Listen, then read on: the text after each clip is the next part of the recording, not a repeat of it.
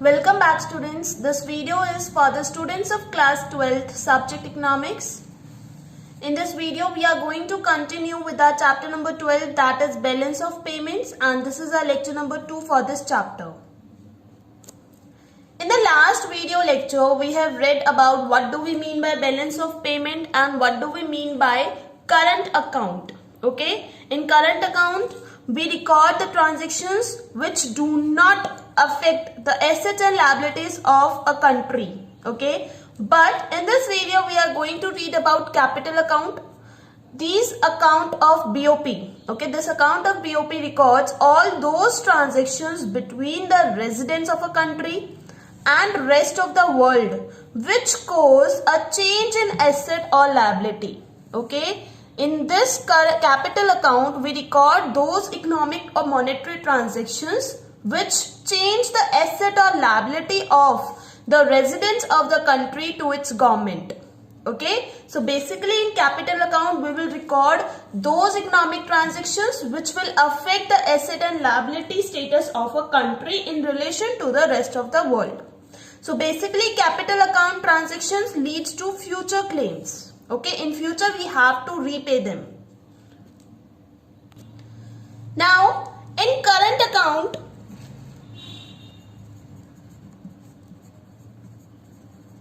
we read that we include visible trade.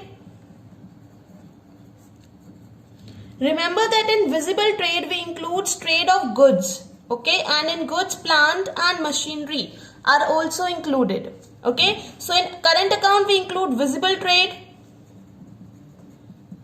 invisible trade and unilateral transactions or transfers, that are gifts and donations. Okay, these were the components of current account. Whereas in capital account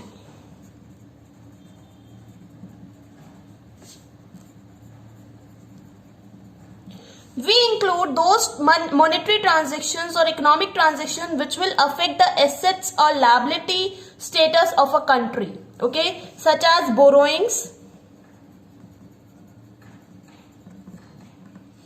foreign investment,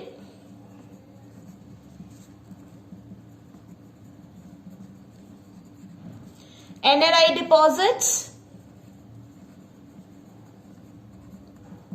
banking capital,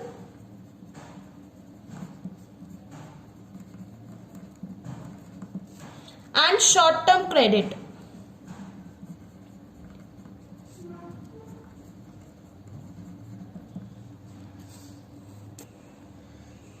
Now let's have a look on components of capital account. Okay, so majorly there are two components, that are borrowings and foreign investment. So what do we mean by borrowings? Whatever we borrow from other countries, they are recorded as inflows of foreign currency and are recorded on credit side. And what we give to other countries means whatever borrowings are done by rest of the world from the India or from our country, those are recorded as outflow of foreign currency and recorded on debit side. Okay, now borrowings can be divided in two types: external commercial borrowings and external assistance. Okay, so what do we mean by external commercial borrowings? These are the loans which we take from rest of the world. Okay, these are the loans which we take from rest of the world for commercial use. Now what do we mean by commercial use? Like if we have to purchase a building, if we have to purchase a car, if we have to set up a business, then for such uses if we borrow loans from rest of the world, then those borrowings are known as external commercial borrowings. Okay, and these borrowings are given on market rate of interest.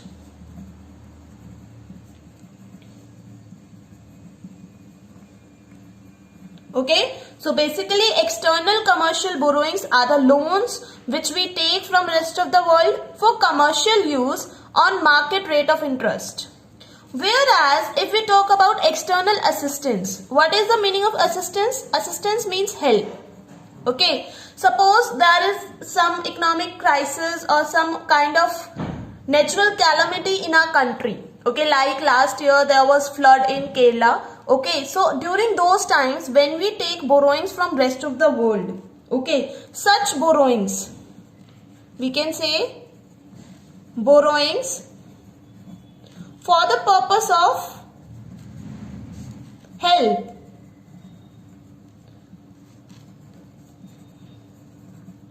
are known as external assistance, and these borrowings are given on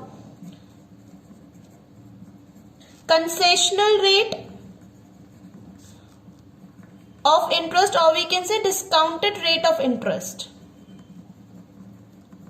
Okay, suppose we are taking loan on 2% rate of interest, and here market rate of interest was 15%. Okay, so whatever loan we take from rest of the world on market rate of interest, such loans are external commercial borrowings. And when we take loans or borrowings from rest of the world for the purpose of help, such loans are known as external assistance, and these loans are given on concessional rate of interest. Okay, so if there is outflow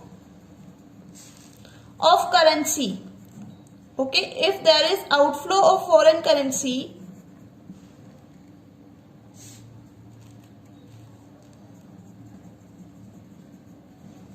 that is shown on debit side, and if there is inflow of foreign currency,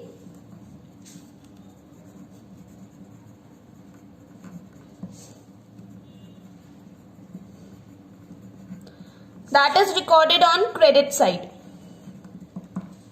Okay, so these are the borrowings, the first component of capital account. Now, the second component of capital account is foreign investment. Foreign investment means when we, the citizens of India, invest in other countries or other countries invest in India. Those are known as foreign investments. These can be categorized in two parts: portfolio investments and foreign direct investment. Let's start from what do we mean by foreign direct investment. These investments means transfer of ownership. Okay, suppose the citizens of India has purchased a company, a complete company in America. Okay, then when we will purchase that, that means there is outflow of currency. Okay, that is foreign direct investment. When people of India invest in other countries by purchasing the complete unit.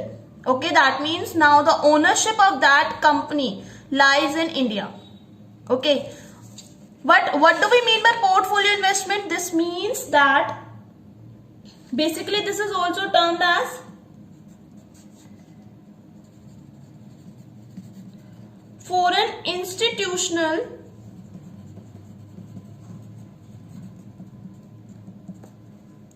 investment.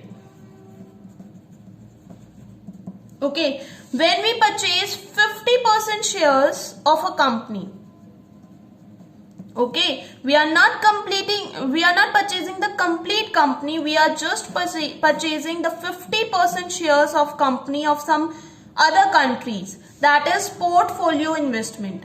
Okay, so what do we mean by foreign investment? When we invest in other countries or other people invest in our countries, those are known as foreign investment. This can be FIE, II or FDI. Okay, FDI means taking the ownership. Okay, when a person of India purchase a country in other country and he purchased a complete company, that means now ownership lies in India. That is foreign direct investment. And what do we mean by portfolio investment? It means FII, that means foreign institutional investment. When we purchase only 50% shares of a company, that means ownership lies in the hand of other country, but we have just 50% shares of that company.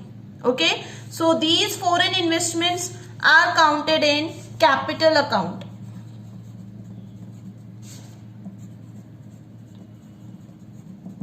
Okay, all outflows are recorded on debit side, all inflows are recorded on credit side. Now these are the other components, that is NRI deposits. What do we mean by NRI? Known residents of India. Okay, now whenever NRI sends money to their families, okay, you need to understand that whenever NRIs of our country sends money to their families, okay, they are treated as current transfers. That means unilateral transfers. They are treated as gifts and donations, so they are recorded on in current capital, in current account, sorry. Okay, so whenever NRI sends money to their families, they are treated as current transfers like gifts or donations and are recorded on current account. But whenever they invest in our country for the purpose of return, such deposits are recorded on in capital account. Okay, now understand, NRI deposits may send money to the families. Okay, so whatever money they are sending to their families, those money transfers will be treated as current transfers, that is unilateral transfers like gifts and donations, and will be recorded in current account. But if they are holding their deposits, okay, if they are investing in our country for the purpose of return, okay, such deposits are recorded on capital account. Okay, next one is banking capital. So see, in our country there are many banks of foreign countries like HDFC. Okay, so whenever the foreign banks are set up in our country, okay, so when they set up, there is inflow of the foreign currency. Such inflows are recorded in capital account. Okay, so basically these are foreign assets held by commercial banks.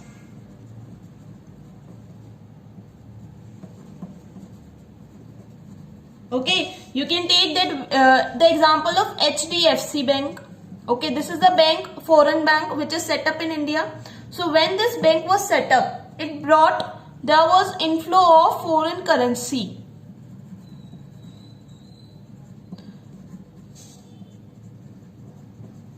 That inflow will be recorded in capital account. Okay. Next one is short-term trade credit.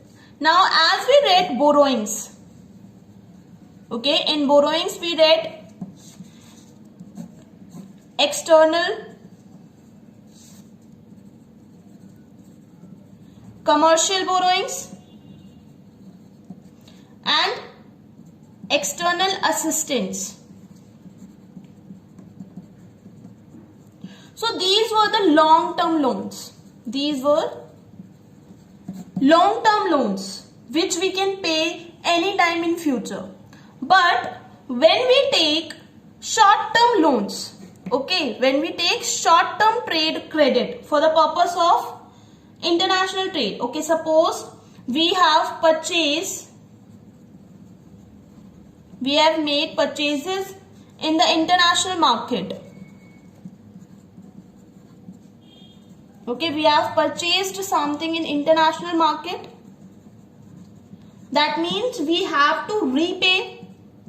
Okay, now we have to repay the amount for the purchases. That repayment is recorded in capital account. Okay, so What will be the overall balance of BOP? Overall balance will be current account balance that we have read in earlier video, plus capital account balance, plus errors and omission. Okay, see, whenever there is some sort of errors or if we have omitted something, then we will add that in overall balance. Okay, so this is how we will calculate the overall balance of BOP account. Now the next one is official reserves account. These are the reserves of forex or foreign currency with RBI. Okay, now overall balance are shown in official reserves account. Okay, if overall balance